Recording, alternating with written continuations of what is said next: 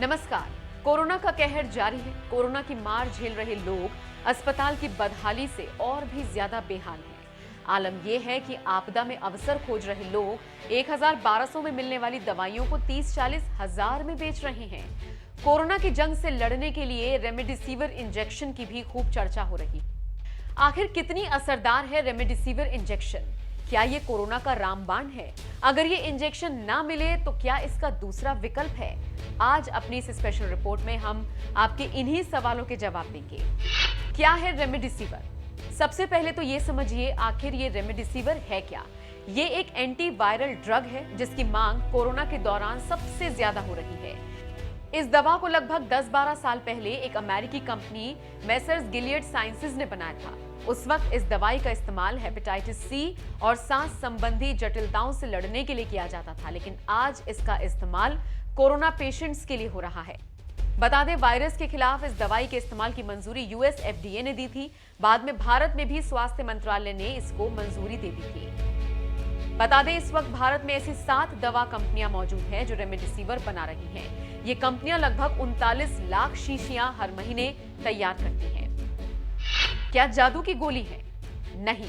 अगर आप ये सोच रहे हैं कि कोरोना से लड़ने के लिए रेमडेसिविर कोई जादू की दवाई है, तो ऐसा बिल्कुल नहीं है।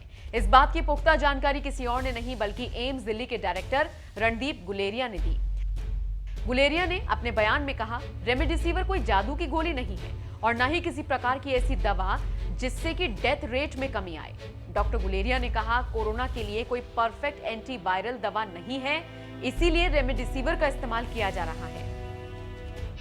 कोरोना पेशेंट्स के लिए कितनी असरदार? भले ही रेमडेसिविर को लेकर कालाबाजारी हो रही हो, ब्लैक में इसको 30-40 हजार में बेचा जा रहा हो, लेकिन हम यहां पर आपको यह भी बता दें कि रेमडेसिविर के कई साइड इफेक्ट्स भी देखने को मिले हैं।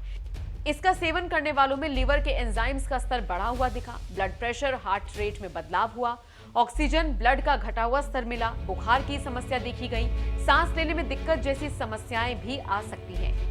इसीलिए मरीज और मरीज के परिजन ये सोचकर बिल्कुल भी परेशान ना हो कि रेमडेसिविर मिल जाता तो पेशेंट 100% ठीक हो जाता। रेमडेसिविर का विकल्प आपके लिए ये जानना भी बेहद जरूरी है कि अगर आपको ये दवाई नहीं मिली तो फिर आपके पास विकल्प क्या है। कोरोना संक्रमित पेशेंट में एक्यूट रेस्पिरेटरी डिस्ट्रेस सिंड्रोम को रोकना बहुत जरूरी होता है और इसे रोकने के लिए डेक्सामेथासोन समेत अन्य स्टेरॉइड का इस्तेमाल किया जा सकता है, लेकिन ये दवाई बिना डॉक्टर के प्रिस्क्रिप्शन के ना लें। रेमडेसिविर से जुड़ी ये जानकारी आपको कैसी लगी? कमेंट करके अपनी राय हमें जरूर दीजिएगा।